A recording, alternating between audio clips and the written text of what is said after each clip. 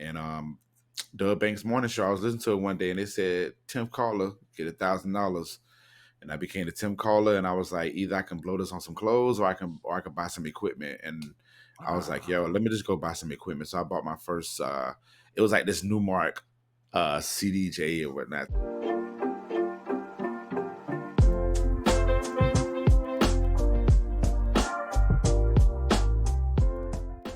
I couldn't think of, a better person to commiserate with than our brother in podcasts, the host of Mr. Peterson's Neighborhood, or excuse me, the founder of Mr. Peterson's Neighborhood, the MPN Network, created in 2012.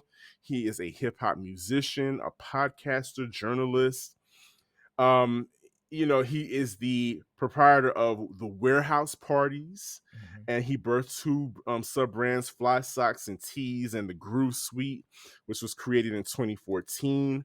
While hosting multiple events, the Groove Suite podcast was formed to showcase the neo soul, progressive, and other related genres music, and showcase and other artists from Jacksonville, Florida, and around the United States.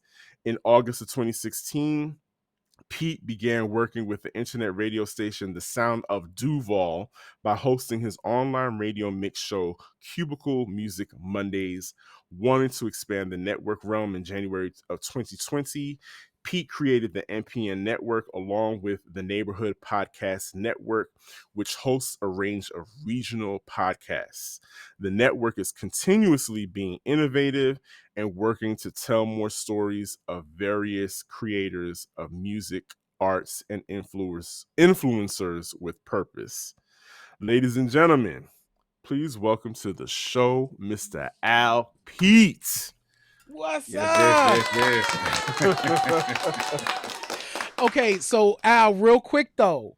Yes, sir. So what Al does not have in that illustrious bio is that Mr. Al Pete is the Black Podcasting Awards Best Black Music Podcast winner for his show, The Tables Might Wobble. So listen, Give it up. man. Give it up. I got an update to do. I know. I got an update to do. Welcome to the show, Al. Like I said, this is our first time actually chatting. For sure. But you and I on Twitter had that moment where we were just like, oh, not again. Here we go again. Yeah. And just, again, congratulations on the win, and just talk to us about the Tables Might Wobble podcast. Oh, man. Well, first off, thanks for having me on the show. Congratulations to you, Q Points as well. Thank you, man. We're just happy to share space with you, bro. Man, listen, I'm so glad we shared that space because I've been checking out the shows, and it's just been some really dope stuff. Before we get into it, I don't know if y'all saw y'all email, but when y'all was talking about them shirts, I immediately. So did you? Oh, okay. Thank you, man. Yo, I got that hoodie, man. That hoodie that stop tweeting, start rapping. Let me tell you something. When I hit the Duval streets with that shirt, ooh, boy, we gonna make some people upset. Boy. I love it, man. Duval. Yeah, absolutely, man. But I'll be back at the store for more. But nevertheless, thank y'all. Tables Might Wobble podcast. So I wanted to get more into storytelling, NPRS narrative type of action, and the best way I felt I could do that was talk about my experience with DJing, because as a DJ we go through so much, like as far as like we have victories, but it's a lot of things that happen on the side where it can be very intimidating and just flat out annoying. And I was like, this is a good opportunity to like school people how to how DJs work. It's not just us getting up there spinning the records and setting the vibe. It's like a whole type of machine that we have to handle, like all the way from the tech side, like as far as making sure our computers are up to date, making sure that we have the right cords to plug in, and make sure we smiling in the midst of being sick or somebody drunk comes to our table. And I just thought that was a good opportunity for me to illustrate it the way that I would like to hear it. So instead of me just talking about it like a regular podcast conversation, I just put it into like a a storytelling format. And so the idea came up in 2018, and I fully started on it in like 2021. Well, no, I started it in a pandemic, but it was like a kind of stop and go. But then I was like, yo, let me just go ahead and do it. And here we are with it, man. Season 1 done. So I'm curious, like, what I love about listening to the show is how you create the atmosphere. Like, you literally bring us in. I feel like I'm walking into the club with you with the crates. Like, you were telling this story about how the people at the end of the party, they're like looking at this person packing up all of this stuff. Yeah. And I felt like you had us in the moment. How long did it take to create? Because there's the recording, there's the editing, and then there's the creating of the atmosphere. How long did it take to kind of pull all those different pieces together? Not long at all, because I feel like my creativity is very big, and coming up with the words was no problem at all, because I'm a hip hop artist, do a lot of writing. I'm a journalist as well, so the writing part wasn't a problem. I just had to put myself in a quiet area in my house, and just kind of as Benny the Butcher would say, recall it and record it. That's what it is. So so basically it was just a matter of going through my my thoughts and being like, okay, what what to add in, and this, that, and the third. And I mean, even from like the dog bark, like when you're walking outside, it sounds like it's nighttime. I was just like, I really wanted to put people in that scene, but it didn't take long at all, because I just really had this like creative brain. And I was like, I could just pour this stuff in, and just, to others it would be like an exaggeration, but I mean, if people really paid attention to their surroundings and stuff like that, all the sounds that was going on in there are happening in the midst of it. So I just felt like it was what better way to do that, and it didn't take long at all to do that, for sure. Well, as a DJ, your ear is trained, or for sound, for all of the things that you just described. But I'm super curious, from one DJ to another, like when did that journey start for you? When did how old were you when you picked up your first piece of vinyl, or controller, whatever you started on? So I've been around music for forever. Played in the band, alto sax, piano. And it really started from me and my friends just having parties. And I was like, let me just get by this three CD track, the 3-5 disc thing, and I would just switch songs out, and I would just play a song, and I would act like I was a radio host. And that was the thing that I would do at the parties that we were still on. And Doug Banks' morning show, I was listening to it one day, and they said, Tim Caller, get $1,000. And I became the Tim Caller, and I was like, either I can blow this on some clothes, or I can buy some equipment. And I was like, yo, let me just go buy some equipment. So I bought my first it was like this Newmark CDJ or whatnot. So I bought that, and that was in 2004 is when that happened. And then I did a house party, then it led to a wedding, and the rest is history. Wow, man, oh man. Yeah. I never meet people that win radio contests, so that just lets me know that was ordained. No, that was ordained. Because how many people do you know actually win on the radio? Because I know that I've sat by the phone and I've hit redial. The most I ever got was some stickers from WRAS down here at Georgia State, and that's it. But you won a stack and reinvested in yourself. That's what's up. Yeah, it was crazy too, because at the time I had my son. My son might have been like 4 at the time, and he was with me, and he was already positioned. So of course, the first thought I had, being a custodial parent, I was like, well, what do I need to buy for him? Like, he already got clothes, we got food in the house, that type of stuff. I'm like, we good. Then I'm like, okay, I'm a rapper, so I'm like, I gotta buy this shirt or this chain or whatever. And I was like, nah, let me just go buy this equipment. And I didn't think further into that, but that was like the best decision I've ever made, one of. So and to your point, Sir Daniel, really ordained. And I'm curious to know, your journey to music. So you mentioned alto sax, you mentioned piano, you mentioned playing in bands. Sir Daniel and I are a huge fan of band culture, and we Okay. actually think that's one of the things that's missing in like today's musical environment. Is just not a lot of bands, right? There are people who play behind acts, right? But Mm-hmm. not like a band where we doing this thing together. How did that journey start for you? When it comes to the band action, I saw my uncle. My uncle was in his high school band.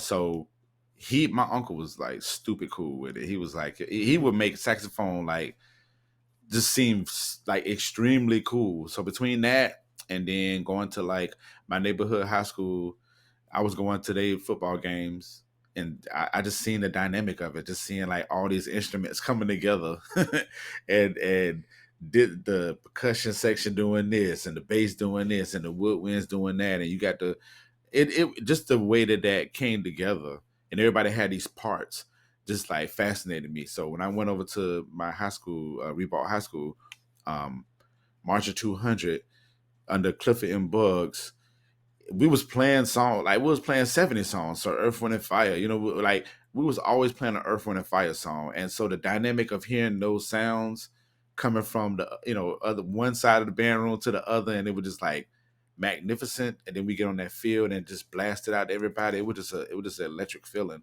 and I was always wanted to be a part of that. I was like, I always want to be able to add something to like the full equation of like of anything really. But when it comes to band, what we're talking about, I always want to have that point. Like, okay, well, Al is right here. He's playing the saxophone. He's first chair. Da, da, da. I want to make sure when it's time for me to play, I'm repping for myself and repping for the people around me, and for the culture. The culture, they travel for that stuff. Like it's a big culture of that, man. And to be able to play Earth, Wind and Fire, one of the most dynamic bands that we could think of in modern time. Like that's a great recipe. Absolutely. So J Ray, I had the experience of living in St. Petersburg, Florida, Yes. for a brief moment in my adolescence, and band culture in Florida is serious, because I never forget like going to Battle of the Bands. They would have them at the stadiums and everything. So band culture is very serious in Florida. But what I also know about Florida is that the hip hop scene in Florida was very unique as well. So I want to know about Al Pete the rapper, and like what kind of flavor, because you coming out of Duval. So Yeah. I kind of have in my mind what I'm thinking about what your flavor was, but what kind of vibe was Al Pete? First of all, what was your MC name? Al Pete, And yeah, Mr. Al Al Pete, Pete. okay, Yeah, Mr. Mr. Al Al Pete. Pete. Yeah. And what was Mr. Al Pete on? What kind of flavor was he on? Oh man, I was conscious hip hop for sure. Conscious Gotcha. like my favorite group of all time is Outkast. Next to that, it's a Tribe Called Quest. So that's that.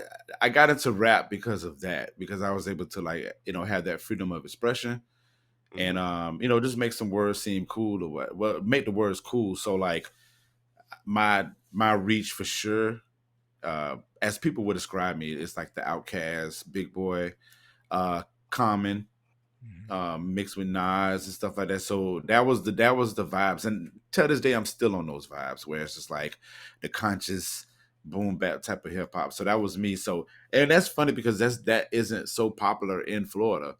It isn't, because of course when you think of Florida, you think about Luke, Two Live Crew, bass, all the way to like Trick Daddy for sure, Rick Ross, T-Pain, Plies, and so the only thing Pony close, Express. yeah, all of that, man. So, All that. and it's funny because Denzel Curry is like that fresh air for me. You know what I'm saying? Because it's not. I mean, he has that Florida flair to him, but he still has a very great sense of like conscious. So Al Pete is definitely like the conscious rapper, but yeah, that's me, man. That's conscious rap all day. Wow. In terms of your podcast work, like I'm curious to know. So you did season 1 of the Tables Might Wobble. Well, I have two questions actually. Was it always intended that the Tables Might Wobble was it going to be one season and done, or were you always planning it as, okay, I got more stuff to say, so it's probably going to be more than one season? Once I got into it and started seeing the creation of it, how it came together, I was like, yeah, we got to do another season. I was like, we got to do another season. I would love to try to get the video aspect of it. Like, I would love to have video for it. But we'll see how that works. But originally I was like, let me just do this mini series and then that'll be it. But yeah, when I got into it, I was like, yeah, we gotta do a season 2. And then the response from other people and from the DJ, like from my DJ friends here in Duval, the way they received it, the way that I was able to bring in people that don't even know anything about DJing, and for them to like express it how they do, I was like, yeah, let me give them at least 2 more seasons of it. And then I would like to go regional too. Like I would like to expand out of Jacksonville and interview some people that's in other regions for sure. Dope. Nice. Dope. Well, definitely keep us in the loop, because we definitely want to be able to support the Tables Might Wobble. Like, I'm not a DJ, but I work with a DJ every day, and I literally started my artistic career working with DJs. Like, I'm a huge fan. As a music lover, DJs are the ministers for me. Like, DJing is a ministry, and that's why I'm very particular. Sir Daniel will tell you, like, if you behind them turntables, I expect you to know what you're doing. Absolutely. Sure. Absolutely. So from one DJ to another, I salute you, and I salute as well.